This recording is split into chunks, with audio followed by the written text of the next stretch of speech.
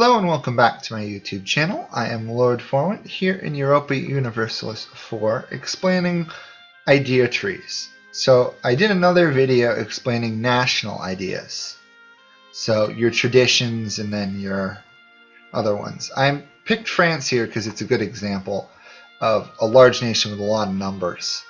So looking down the idea trees, they're obviously separated by administrative ideas, diplomatic ideas, military ideas, which are separated by your monarch categories.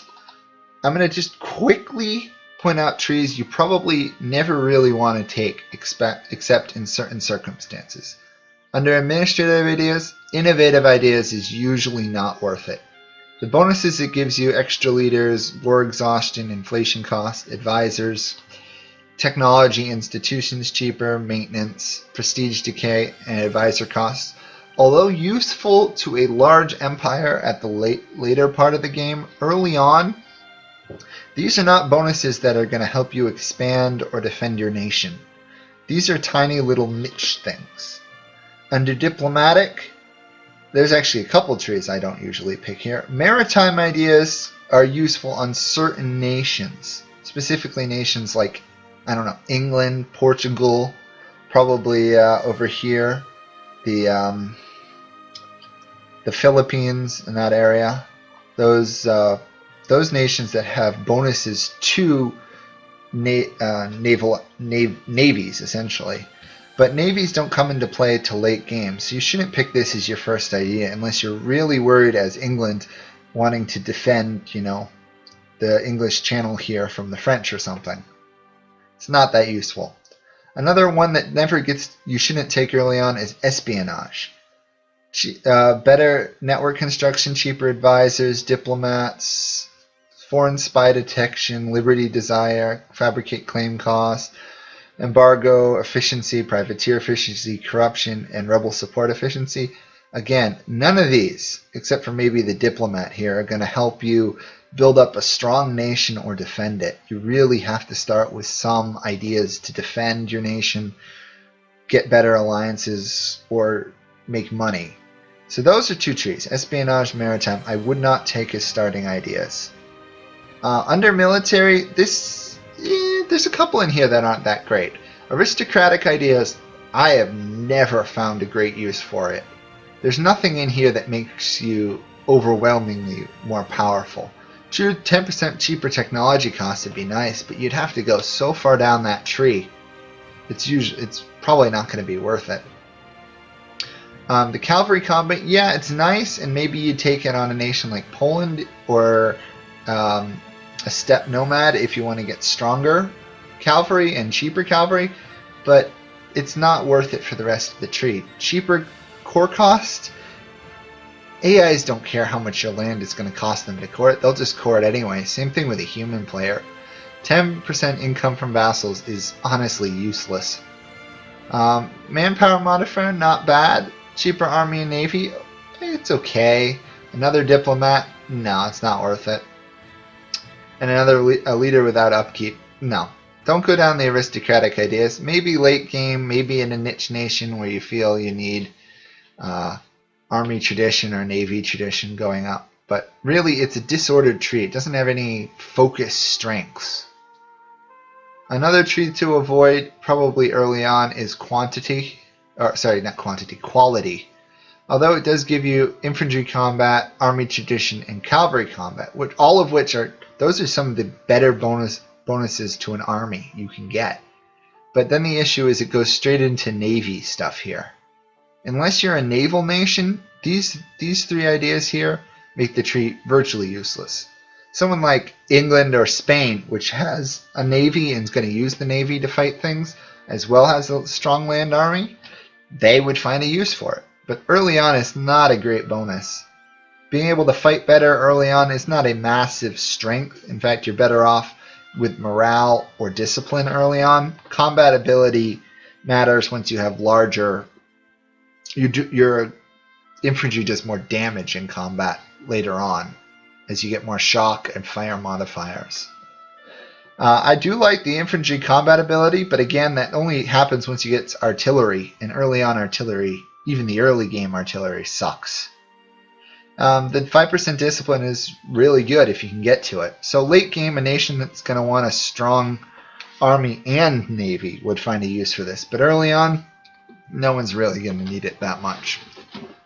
Quantity is another tree that is very useful, but only in certain circumstances. Truth does give you a massive increase to amount of troops you can field, maintain, and get back and keep fighting. So if you're constantly at war, someone like, I don't know, the Ottomans or Russia, who also have bonuses to recovery, would find it very useful. Or nations that are not going to have a huge manpower base, like up here, like Sweden. They don't have high manpower. If you look at it, they've got a lot of three-base provinces, but also a lot of them that are low in manpower. So they might find it useful for the greater manpower so that they can actually field a full-sized army and fight with it. The issue is, even though it does lower the maintenance costs for your armies, it doesn't tend to allow you to field an army up to your force limit modifier.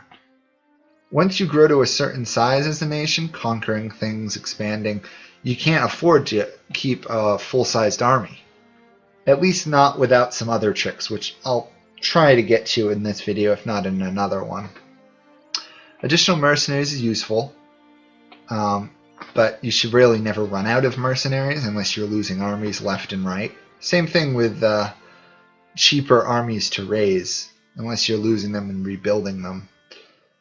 Bigger garrison useful. So this is actually a very useful tree because this also gives you 50% larger army size you can maintain without getting the oversized army penalties. But early on, you're not going to be able to maintain a full-sized army probably, especially not the one that this will give you with a 50% larger manpower modifier. Naval Ideas is another, of course, one that really only matters if you're going to use a navy. So England, Portugal, Castile, maybe the Ottomans if you feel the need to fight here, Venice, Genoa if you want to control the Mediterranean or the oceans, the Philippines, Polynesian areas over there and near Australia and stuff would find a use for it. If you're going to be doing a lot of naval combat, sure, take it. Probably not early on, because really it only gives you shock and fire, which are good, but it gives you galley combat. Galleys, of course, are only good in inland seas, so really you're only going to use it in the Mediterranean and other rather small areas on the map. So unless you're going to be a nation fighting over control of the Mediterranean, it's probably not a great idea to take. But if you can afford to get to the later ones, heavy ship combat, morale of navies, yeah, it's worth it, but you're not going to hit that early game. That's mid to late game strengths. Offense is another tree that's good. I won't say you shouldn't take it first, but it's probably not worth it. It gives your leaders extra shock, fire. It allows your army to be more disciplined, be larger, siege better, get more prestige, recruit it faster. It's good if you're conquering a lot of things. You want great generals, a strong, large army. Really good, but early on, modifiers to shock and fire do not matter as heavily as bonuses to morale or combat strength. So honestly, I would take infantry combat ability over a leader fire any day. So quality probably might be better than offensive, except for the fact quality has naval ideas. Offensive, if you're going to try and conquer the world, yeah, it's a good one. Specifically, the siege ability comes in really handy mid to late game when forts are untakeable. So then it really narrows it down to defensive ideas is really the best tree of the military ideas for you to start. I like it mainly because of its second idea, military drill. 15% morale of armies is huge early on and even stays very strong to late game. If you've got an army that has 0.6 morale more than another army, you're going to win that battle, accepting, size of armies, combat ability, and other stuff. It's really good. The army tradition is great. Better morale, better sieging ability, faster manpower recovery, damage, everything. Great. The movement, useful. I could take it or leave it. Cheaper maintenance of your army, very useful, especially since how expensive armies are these days to maintain. Fort defense, cheaper fort maintenance, again, very good, especially if you're trying to fight against enemies that have a larger military. You need to wear them out and have better troops than them. Reinforce speed just allows you to keep your armies at full strength better. Less army attrition, very useful, and then attrition for enemies is also very good. For a nation like Muscovy over here, or Russia if they form it, which they usually do, it's unbelievably powerful. Since Russia, Muscovy's national ideas here don't actually, I can't see them all, they don't actually give them any bonuses to actual combat. They give them strengths to having large armies, raising them fast, throwing them out there, having them die, rebuilding them, and keeping fighting. So an additional morale makes that a lot more useful. So if I had to pick a starting idea tree, if I was worried about being conquered, military. Under military, probably defensive. That's the best one to go. Of course, you don't want to fall behind in military tech, because military tech, being behind in it, kills you more than being behind in administrative or diplomatic tech. So always keep up to date in military tech if you can, and then follow out your military idea trees, stay stable. The morale is very useful, even if you're a small nation, because it'll allow you to preserve your troops, fight better, even if you're outnumbered. Obviously, if you become a large nation like the Ottomans, having a morale bonus, although it's useful, you can win the battles through sheer numbers, let alone sheer quality of troops. You don't need the quality as much. If I had to pick a diplomatic idea tree to start, if I was someone like Austria, I would either go diplomatic for those extra relations, better reputation, more diplomats, if I was going to be doing a lot of wheeling and dealing of alliances, or the big thing is to try and win the Holy Roman Emperorship. That comes in very useful, since diplomatic reputation is very overweighed in that formula of how the AI is to choose to elect people. Another good one, if you're Austria or something, or you're deciding to do diplomatic stuff, getting a lot of vassals, annexing them, late game using client states, very useful. Influence ideas is good. First of all, it'll give you more money from your vassals, which is useful. Early on, that can matter a lot. In late game, it can be several, whatever these are called, ducats a month. It doesn't really tell us what they are. Several gold per month.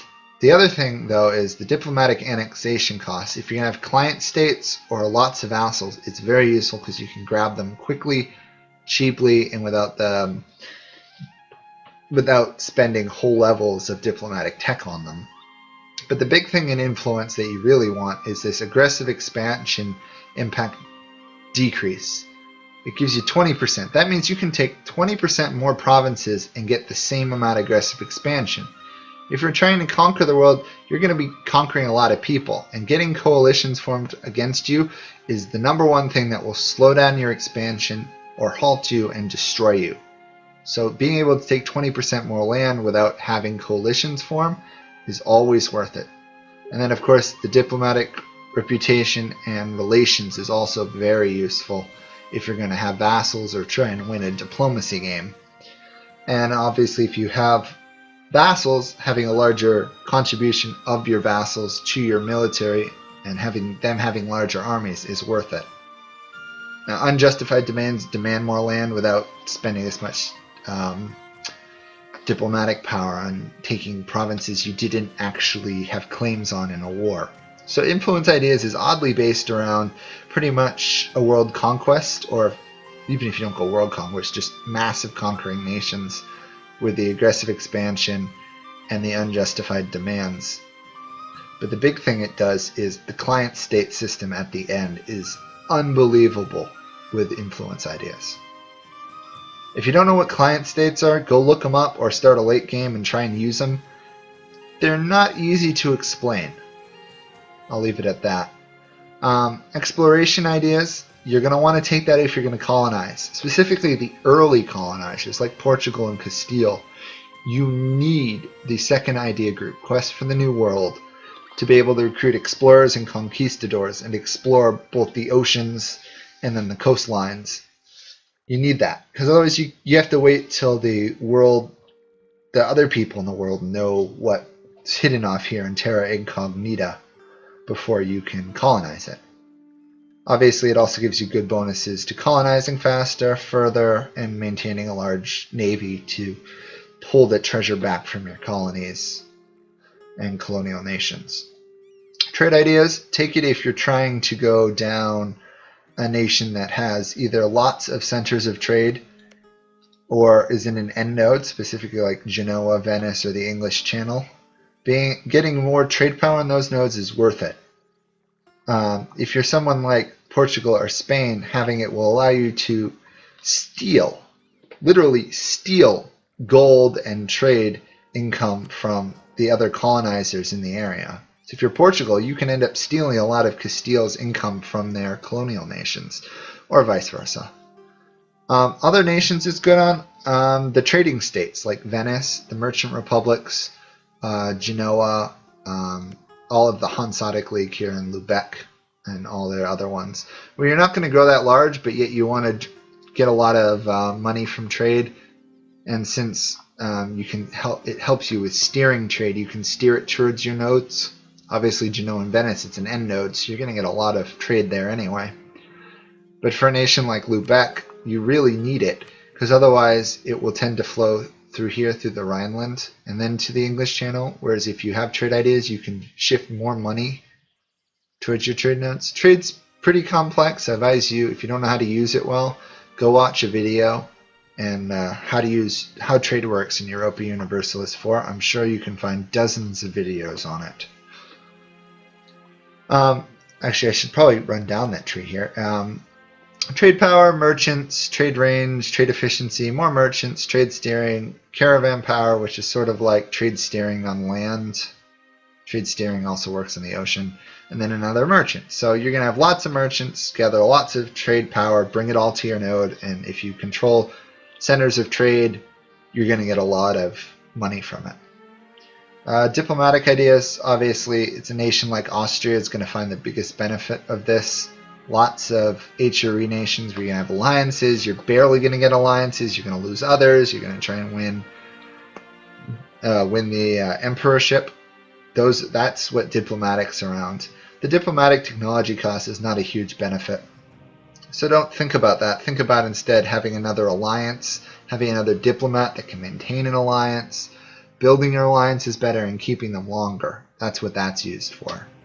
Espionage is a late game tree. Specifically if you're expanding a lot, the decrease in corruption is good. Detecting spies, creating claims on lands, it's very useful for that. Not so much early game because espionage does not have a huge impact, because as you go up in diplomatic technology, you unlock all the other actions you can do, like stealing technology, study technology, slander merchants, sow discontent. Those can cause immense damage late game. And going down espionage will protect you from that and allow you to do more damage to your opponents in the long run. It also randomly gives you trade power, which I don't really get. I really don't understand that one. Administrative ideas. I'll try to do this rather quickly here. You've got humanist, tolerant, religious unity, decreased unrest, tolerance of heretics, heathens, decreased separatism, max promoted cultures, and better relations over time. This is a idea tree for people who are worried about rebels. Really what it is. If you're going to have nations that are divided in religion, like Lithuania or Poland early on, you're going to get a penalty from having the Orthodox regions. Or if you're a lot of Islamic Sunni nations, is Castile or Portugal down here, you're going to have religious unrest that you won't be able to convert those nations for a long time. However, since you're Catholic, you'll never be able to tolerate them fully, but you won't have as many religious revolts. Also, the separatism is very useful. It means you can. It essentially means you don't have to raise the autonomy in a province once you conquer it, because autonomy, obviously, you'd raise autonomy to decrease the revolt risk.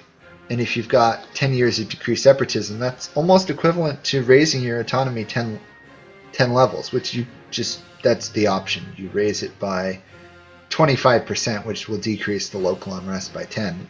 It's about the same. It means your lands you conquer will be less rebellious sooner. Tolerate to cultures, get more productivity from different diverse cultural groups in your realm. And then increase relations over time, it's so-so. And cheaper idea cost is always useful. But if you get really good at the game, you shouldn't be having rebellions. You should be using military power to suppress the revolts. You should be raising autonomy to decrease them. You shouldn't be dealing with it. Here we are, administrative. This was one I was trying to remember in the other video, if you've seen it. Core creation cost. Pretty much sole reason you take the tree. That and the cheaper mercenary maintenance. Cheaper core cost. That means every land you conquer, 25% cheaper in admin costs to core it. So it can actually very quickly repay the 800 administrative power you had to spend to get it. On a nation like the Ottomans, who start off, well, actually, they don't start off with it. Their first idea, national idea they unlock, is 33% cheaper core costs. You add that to that, all of a sudden you're looking at 58% cheaper core costs. So that means taking provinces of the Ottomans dirt cheap. It's good on nations where you're going to try and conquer things like Muscovy, or if you're playing a warmongery France or Poland or something. Or even Castile if you're invading and have to deal with the 50% core creation cost of the Berbers. It'll save you levels of administrative tech in the long run. Especially since it's early in the tree, it's worth it. The other one, the Mercenary Maintenance. Mercenaries are very useful for conserving manpower. Specifically, if you use mercenaries, you never really want to use horse mercenaries or cannon mercenaries. Infantry mercenaries is where it's at. Since in a battle, by and large, the biggest casualties are the infantry, and you're usually going to have more infantry in an army. Not having to pay that out of manpower is worth it. So that's why you would take that tree. Also, since they make mercenaries cheaper to raise and give you more, all about the mercenaries, all about conquest. So the two real conquest trees you really got to do if you wanted to conquer the world: administrative and influence. I'd probably go influence before administrative for the aggressive expansion, which is larger as you're a smaller nation, falls off as you become a larger nation. But administrative is useful too. And this also does give you some military benefit with the more mercenaries. Expansion is for those late game colonizers, or for the people who want to colonize more and conquer things more. I missed this on exploration, but it gives you a quasi-bell against primitives, which is why you take the tree, not only to explore the world, but to then conquer it. But expansion does the same thing. Exploration gives you conquest of like the New World civs, North and South America. Expansion gives you quasi-bell against Africa and Asians. So if you're going to expand into Africa or Asia late game, you need that, unless you're going to use the nationalism quasi-bell to fight things. Economic is a tree solely dedicated to making you more money. More production, cheaper armies, lower autonomy, decrease loans if you're taking loans, inflation reduction if you got gold mines, build cost, build more, obviously tax, very useful, and the development cost is unbelievably useful, especially if you're using it in your capital. So this is a tree to take if you're low on money and you need more money. I'd pick it over trade ideas unless you're a trading nation for making money. Pretty much your two techs that make you money. There's nothing in military. I mean, defensive decreases it, as does quality, but it's economic and trade ideas if you want money. Religious ideas, if you're going to be doing a lot of converting, specifically of non-nations that are in your group. So if you're Catholic and you're trying to colonize, you're trying to convert Muslim lands, or even late game Buddhists, Shintoists, Confucius nations, religious ideas comes in useful. The extra missionary is very useful, but the big thing is the missionary strength +3 will actually allow you to convert Muslim nations and Orthodox nations, which start with a penalty towards being converted by, they have a conversion penalty. It says Orthodox -1. It also says over here, it will say Sunni local missionary strength -2. So you really need that +3 missionary strength to even think of converting those lands. Otherwise, you need humanists to tolerate them.